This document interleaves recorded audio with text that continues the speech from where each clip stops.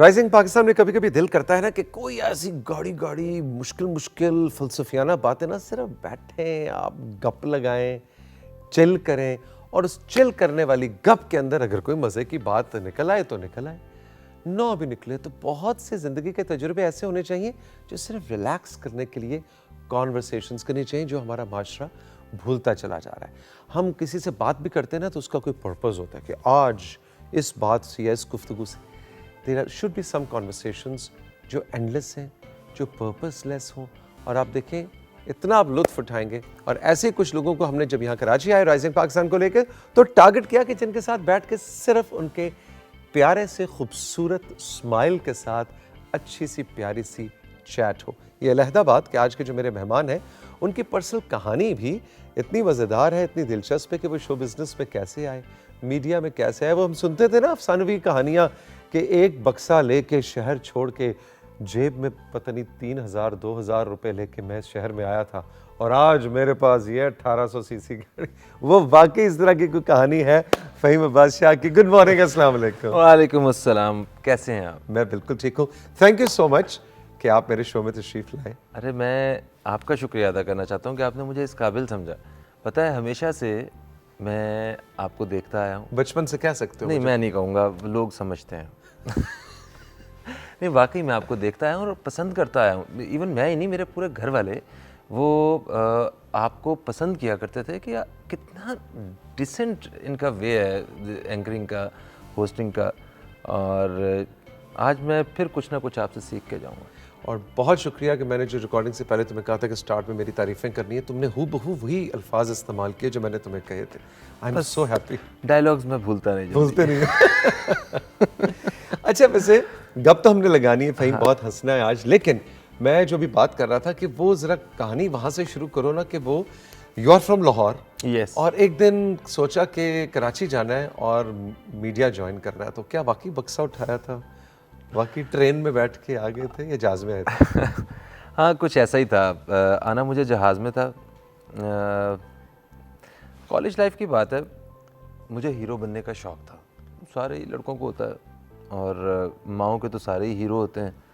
तो मैंने अम्मी को बताया तो अम्मी ने मुझे डांटना शुरू किया, तुम किस काम की तरफ जा रहे हो, तो खैरियत है तुम्हारे, मतलब पूरे रिश्तेदारों में ख़ानदान में कोई नहीं। खैर माएँ कन्विंस हो जाती हैं, उन्हें कन्विंस किया और मेहनत करना शुरू कर दी। वहाँ पे कुछ 3-4 मुख्तलिफ़ ब्रांड्स के कमर्शियल्स वगैरह मिले, मगर वो लाहौर में काम तो मिलना शुरू हुआ मगर वक्फा बहुत ज़्यादा होता था। ऐसा लग नहीं रहा था कि इसको मैं अपना प्रोफेशन बना सकूँगा। तो एक दोस्त उन्होंने मुझे मशवरा दिया कि आप या तो ये शहर छोड़ दें और या फिर ये काम छोड़ दें। क्योंकि यहाँ पे काम उतनी मतलब मकदार में नहीं, इंडस्ट्री उस तरह से बड़ी नहीं। हाँ, तो मैंने फ़ैसला किया, मैंने कहा मैं कराची जा रहा हूँ। उस वक्त कोई कुछ पैसे थे मेरे पास, 38,000 रुपये। तो अब मेरे पास यहाँ इस करोड़ों लोगों के शहर में मेरा जानने वाला ही कोई नहीं, कोई दूर दराज से रिश्तेदार, कोई अजीज़, कोई है ही नहीं। जाऊँ तो किसके पास जाऊँ? एक दोस्त बैठा हुआ था हमारा, उसने कराची जाना था और उसके पास पैसे नहीं थे। कह रहा है तू मेरी टिकट दे दे तो मैं तुझे वहाँ पे स्टे, अपने दोस्त के घर स्टे करवा दूँगा। मैंने कहा ओके, अच्छी डील थी। हाँ, मैंने कहा मैं जहाज़ पे जाना था, किसी बस पे चले जाते हैं। अब वो वहाँ पे आए, एक हफ़्ता जिस शख्स ने हमें वेलकम किया, उसने वो आवभगत की हमारी, उसने ये कितने साल पहले की बात? ये बात है 11 साल पहले। अच्छा। उसने यहाँ पे कराची में वो लाहौरी कुलचे, मुर्ग चने, लस्सियाँ और पाए और इस तरह की मेहमान नवाजी हो रही। मैंने कहा उसने कहा लड़का जो है ना वो एट होम फील कर रहा है ना। इतना खुश। पूरे एक हफ्ते बाद वो जिस दोस्त के पास आए हुए थे उसका एक रोड एक्सीडेंट में इंतकाल हो जाता। रियली? यस। How dramatic. अब रहने को कोई जगह नहीं है और जिस घर आए हुए हैं वहाँ पे ज़ाहिर है वहाँ एक अजीब क़यामत है। अब समझ नहीं आ रही। हमने बैग उठाया, मैंने और दोस्त ने, हमने कहा हम जा रहे हैं। अब उसकी बहनें आती हैं, कहती हैं कि आप इस मौके पे हमें छोड़ के जा रहे हैं, हमारा भाई चला गया, आप उसके दोस्त हैं, आप भी जा रहे हैं, आप यहाँ पे रुकें प्लीज़, हमें इतना अकेला ना करके जाएं आप। हम वहाँ पे एक आध दिन और रुके शर्मिंदगी से। खैर वहाँ से जब गए तो अब कितना ट्रॉमेटिक एक्सपीरियंस होगा ना कि आप जिसके घर में ठहरे हुए हैं अचानक उसकी डेथ हो जाती है और Yes. आप बिल्कुल मुझे किसी ड्रामे या फिल्म का सीक्वेंस लग रहा है। बिल्कुल ऐसा ही है। मेरे लिए बड़ा वो अजीब सा एक वो था। अच्छा, फिर मूव ऑन किया? यस, फिर हम एक और दोस्त थे उनके पास, वो हम उनके घर पे गए और फिर मैं लाहौर चला गया। लाहौर से एक काम के लिए मुझे बुलाया गया। 10 दिन का स्टे था यहाँ पे और 6,000 रुपये टोटल जेब में थे और 3 बैग थे कपड़ों के। वहाँ से फिर दोबारा से सफ़र शुरू किया और सोचा ये कि अब मैंने यहाँ पे कुछ करना है। अब आप 8-9 साल से अब तक चैनल पे मॉर्निंग शो कर रहे हैं। जी हाँ। बनने तो हीरो आए थे और बन गए न्यूज़ और करंट अफेयर्स के एंकर। अच्छा, मैं हीरो बनने आया था, हीरो मैं बन गया हूँ। मगर बड़ी देर से मुझे समझ आई कि मुझे जो हीरो बनना था, जो मैं सोच रहा था ना वो फिल्मों का हीरो होंगे, ये होंगे, वो मैं वो टाइप नहीं हूँ। हीरो मैं हूँ, अपने बच्चों का हीरो हूँ, अपने माँ बाप का हीरो हूँ मैं, अपने बहन भाइयों का हीरो हूँ, अपने दोस्तों का हीरो हूँ, ख़ानदान का हीरो हूँ, अपने मोहल्ले वालों का मैं हीरो हूँ। वो मुझ पे नाज करते हैं, मुझ जैसा होना चाहते हैं। तो मेरा ख्याल है कि मैं एक शुक्र के मुकाम पे हूँ, मैं अल्लाह ताला का बड़ा शुक्र अदा करता हूँ। तो हम ज़बरदस्त। लेकिन आपने कहा कि वो मैं हीरो टाइप क्या होता है? वो क्या है जो करना बहुत मुश्किल है तुम्हारे लिए कि वो मतलब वो ड्रामों वाली लाइफस्टाइल? ये मेरा ख्याल है आप अपने दिल की बात सुनना चाह रहे हैं मुझसे। एक्टिंग जो है वो मैं करना चाहता हूँ, अभी भी मैं शौक पूरा करता हूँ।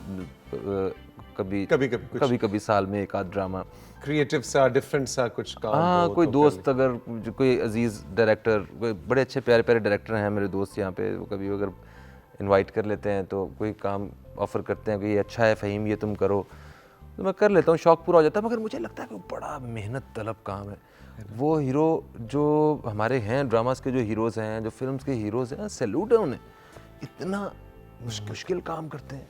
मतलब 2-2.5 घंटे की फिल्म के लिए उन्हें कितने दिन लगाने पड़ते हैं? महीनों शूट करना पड़ता है। और हम 2.5 घंटे का शो 2.5 घंटे में करके 2.5 घंटे में करके घर चले जाते हैं।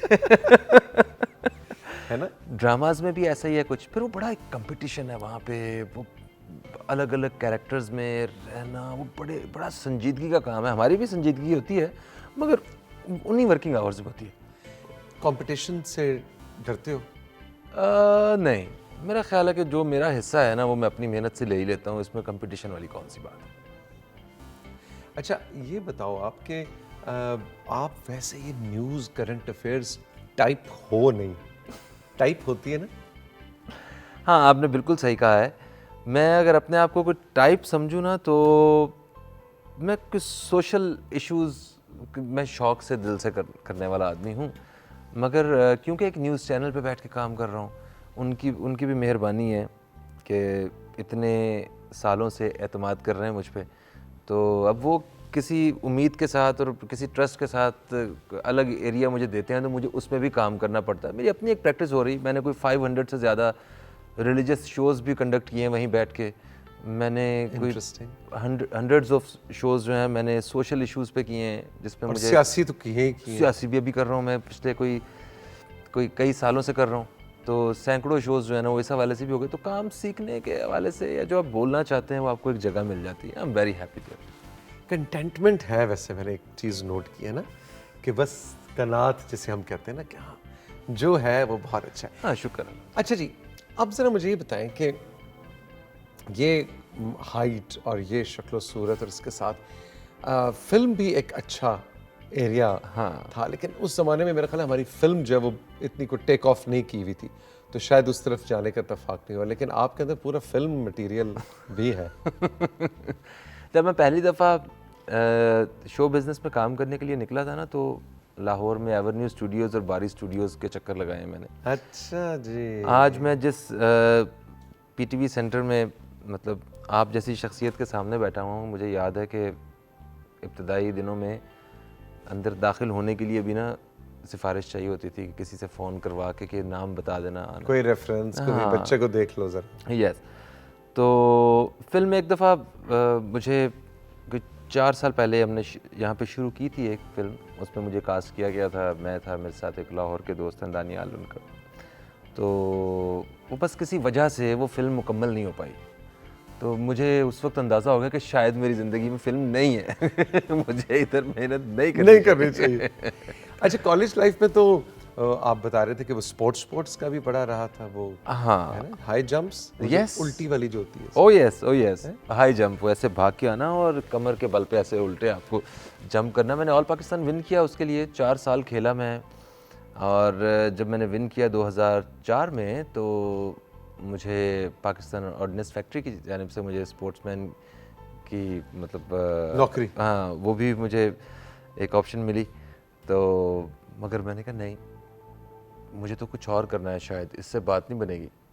तो फिर मैंने शो बिज़नेस की तरफ आया और आज मैं स्पोर्ट्स से आज भी ताल्लुक़ है। पाकिस्तान शोबिज़ क्रिकेट की तरफ से खेलता हूँ मैं। फास्ट बॉलिंग कराते हैं सर, इस उम्र में तो जो रेगुलर फास्ट बॉलर होते हैं ना, वो भी रिटायर्ड हो जाते हैं। मैं कितनी फास्ट कर लूँगा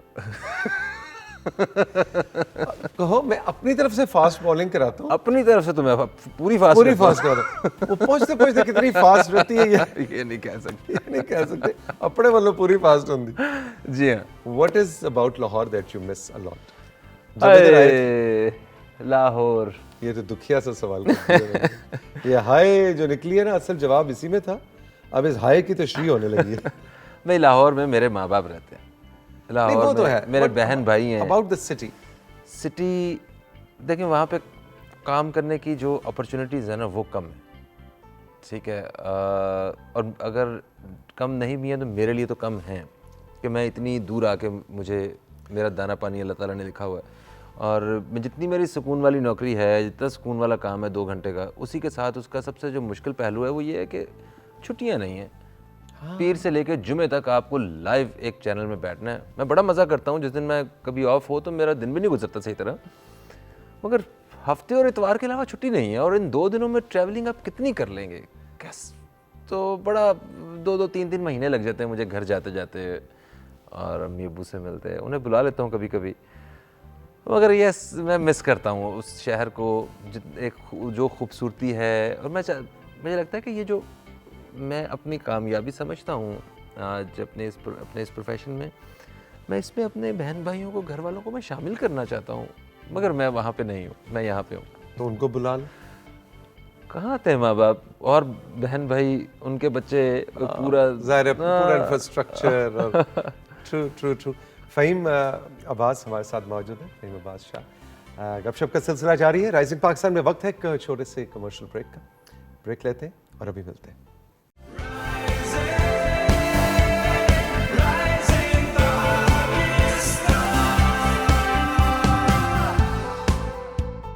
welcome back to rising Pakistan. Faheem Abbas Shah आज हमारे साथ मौजूद हैं राइजिंग पाकिस्तान के सेट्स पे। आप इन्हें अब तक टीवी पे ब्रेकफास्ट शो करते हुए कई सालों से देख रहे हैं। आज हमने सोचा इनकी अपनी कहानी आपके सामने अनफोल्ड की जाए। फ़हीम, अभी ब्रेक में मैं और फ़हीम बात कर रहे थे कि हमें बहुत सी चीज़ें, हालांकि मुलाकात हमारी पहली है लेकिन ऐसे लगता है कि कहानियाँ हम दोनों की लिखते लिखते ना बहुत से स्क्रिप्ट जो है वो मैच भी हो गए। सही है। BA इसने भी बड़ी मुश्किल से किया था। ये तो बात ब्रेक में बताई थी हमने। अच्छा, सप्ली मेरी भी आई थी, ते अंग्रेजी में इसकी सप्ली आई थी, मेरी स्टैट्स में सप्ली आई थी, तो हमारे दुख जो है ना काफी साझे हैं। मेरा ख्याल है ये एंकरिंग के लिए लाजमी है कि सप्ली हो, कोई नालायक बंदा होस्ट रख रहा है। ये मेरा ख्याल है कुछ प्री रिक्विजिट्स के अंदर शामिल है। नहीं, और उसके अलावा ये कि आपने भी शुरू में एक्टिंग का हल्का सा कोशिश की, मैंने भी नाकाम कोशिश की। मेरे और वजूहात हैं कि मुझे एक्टिंग आती ही नहीं थी, आपकी और वजूहात हैं कि आपका टेम्परामेंट ही नहीं था। नहीं, यहाँ वजह अपनी भी कुछ ऐसी एक्टिंग हमें भी नहीं आती, बड़ा मुश्किल काम है ये। शौक पूरा करने के लिए वो बस कर लेते हैं, कुछ ना कुछ डायरेक्टर्स की मेहरबानी है, वो बर्दाश्त कर लेते हैं, और को एक्टर्स की कोई इतने बड़े 30 मार फनकार हम भी नहीं हैं। 30 मार फनकार 30 मार खान की जगह 30 मार शाह। हाँ, हम भी नहीं है। अच्छा शाह जी, ये बताएं कि हाउ डू यू सी, क्या आप समझते हैं कि क्या पूरा जनरली हमारा प्राइवेट टीवी चैनल्स, ख़ासतौर पे न्यूज़ चैनल्स का एक जनरल जो फ्लाइट है, वो क्या आप नहीं समझते वो एक मोनोटनी का शिकार हो गई है? उसमें भी कोई कोई ड्रास्टिक चेंज आना चाहिए, कुछ नया होना चाहिए, शोज़ भी एक से वही कंटेंट, इज इट वो स्पाइस और मसाला और सेंसेशन भी मोनोटोनस नहीं हो गई? अच्छा पता है कुछ एक ख़ास एक मयार है जिसको आज भी बरकरार होना चाहिए था, जो हमने खो दिया है। मगर मैं पाकिस्तान टेलीविज़न का शुक्रिया अदा करता हूँ कि मयारी जो प्रोग्राम्स हैं वो आज भी यहाँ पे देखने को मिलते हैं।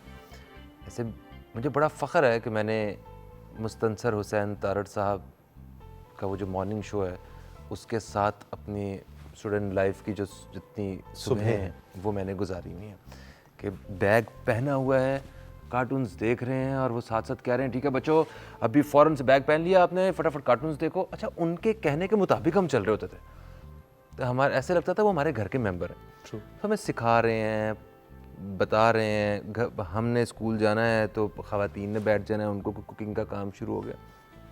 आज माहौल ही बदल चुका है, पता नहीं केड़े पासे टुर पे हैं ऐसे। और मतलब आपका प्रोग्राम माशाल्लाह, आप जैसी शख्सियत आज भी पाकिस्तान टेलीविज़न के पास मौजूद हैं और बड़ी खुशकिस्मती है आपकी भी और पाकिस्तान टेलीविज़न की भी कि एक स्टैंडर्ड को जो है ना वो मेंटेन रखा हुआ।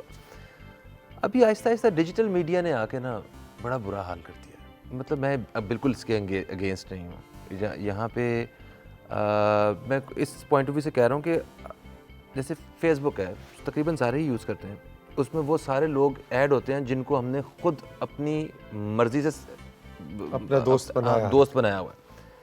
आप उनके सामने भी एक अच्छी बात रखें और वहाँ पे आप रिस्पांस देखें, और एक आप वहाँ पे कोई मनफी बात या कोई किसी का मजाक उड़ाएं या कोई भी नेगेटिविटी वाली बात करें, उसका रिस्पांस देखें।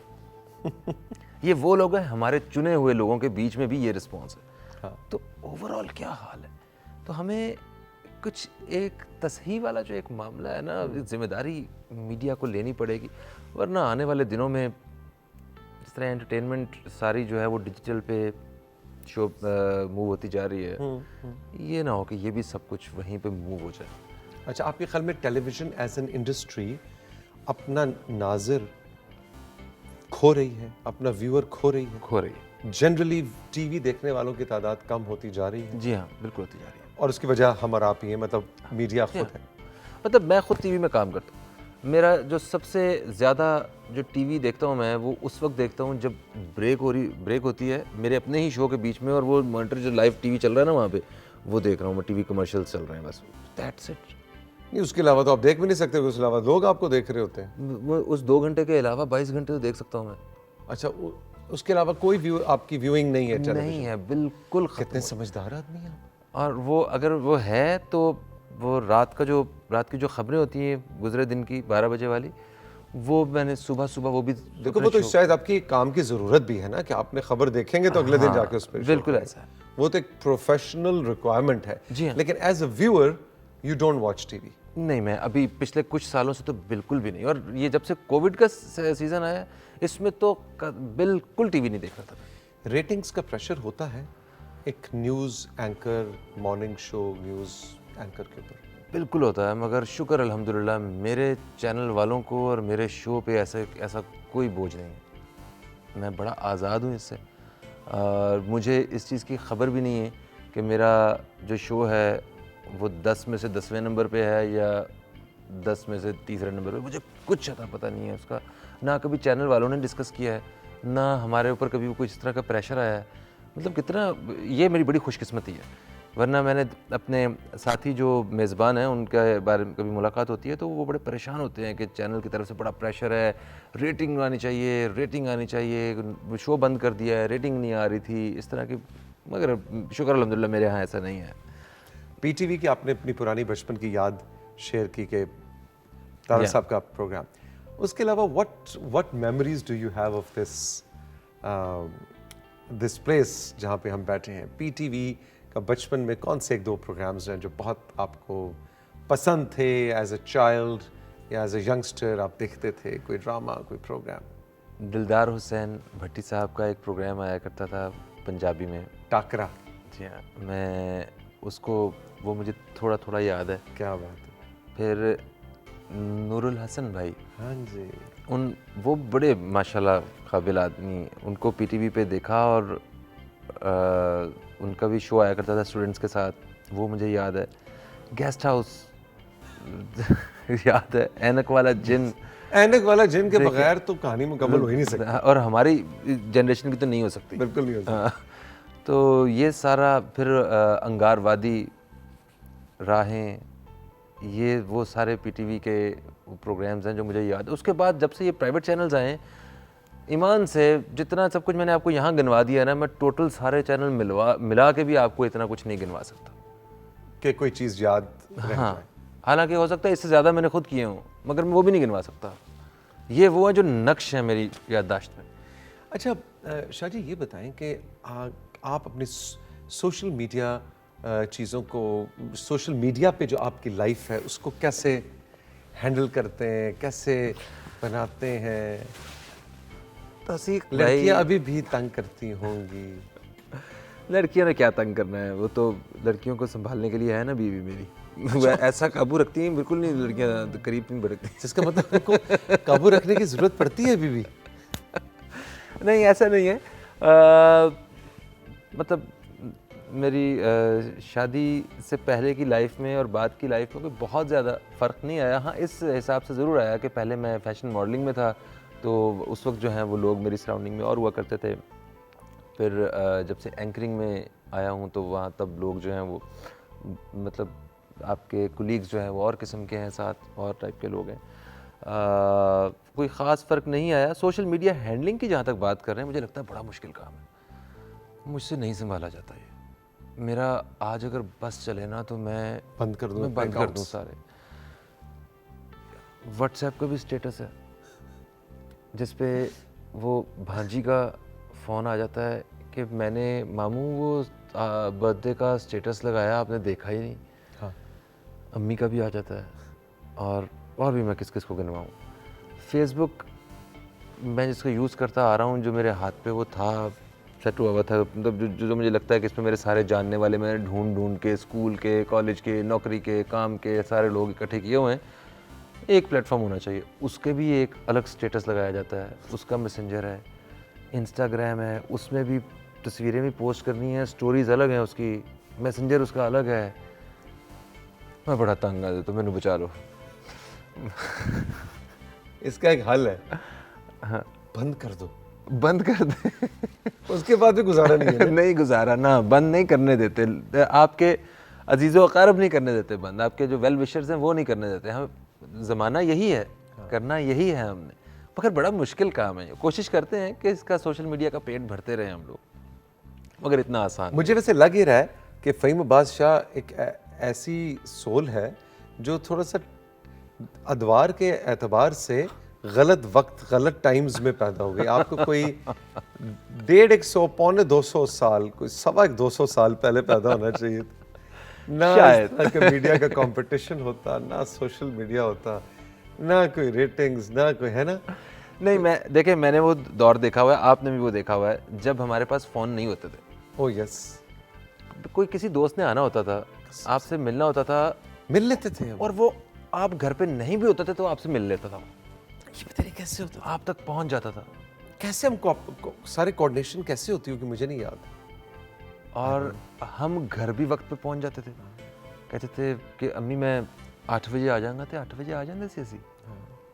आज हम सबके पास फ़ोन है, हम हर एक से राब्ते में हैं, और वक्त पे एक दूसरे के पास नहीं। बिल्कुल सही बात है ना? बिल्कुल सही बात है। और मुझे याद है कि वो जो TIP वाला जो फ़ोन होता था, जी जी जी जी जी टेलीफोन इंडस्ट्रीज ऑफ, जी जी। अच्छा, उस फ़ोन पे मुझे कम से कम कोई 50-60, तो कम शायद बता रहा हूँ, 100 एक नंबर तो ज़ुबानी याद थे। अच्छा, दोस्तों के, रिश्तेदारों के, टक टक, ज़्यादा एक डायरी पड़ी होती थी उसमें। हर घर में टेलीफोन के पास एक डायरी होती थी, वो कितनी खूबसूरत कॉमन डायरी थी सबकी, उसमें फैमिली फ्रेंड्स, और अब एक भी शख्स का नंबर आपको ज़ुबानी याद नहीं है। अपने बेस्ट फ्रेंड्स के नंबर नहीं याद है। बेगम का याद है? नहीं। नहीं, तो बीच में 1-2 डिजिट्स मिस हैं जो हमेशा वो वो आइंदा कुछ सालों में याद हो जाएंगे, मुझे पता। बेटे आज घर जाओगे ना तो ऐसे याद कराए जाएंगे। अगर आप देखें कि ये ऐसा है, आजकल हम लोग जो हैं वो बहुत करीब होके भी बड़े दूर हो चुके हुए हैं। तो मैं 150-200 साल नहीं, मेरा ख्याल है कोई 10-20 साल ही लेट हूँ। 10-20 साल नहीं, लेट 20-30 साल, हाँ। हाँ 10-15-20-25 साल पीछे ऐसे पीछे पैदा होना चाहिए था, है ना? थोड़ा सा और कर ले, मुझे वो रेट्रो दौर बड़ा पसंद है। ओ रेट्रो, क्या हाँ, अगर फैशन की बात करें तो मेरा आइडियल जो मुझे लगता है ना कि ये दौर होना चाहिए था, वो रेट्रो है। Thank you so much Faheem, बड़ा मजा आया। एक अच्छी प्योर मासूम सिंपल हैप्पी सोल कितने फंस गए तुम लोग आज। नहीं ऐसा नहीं है, खुशी ना। गॉड ब्लेस यू, थैंक बड़ा यू सो मजा आया। Much, thank you so much. जीते रहो आप, आपका बहुत बहुत शुक्रिया, खुश रहें, खुदा हाफिज।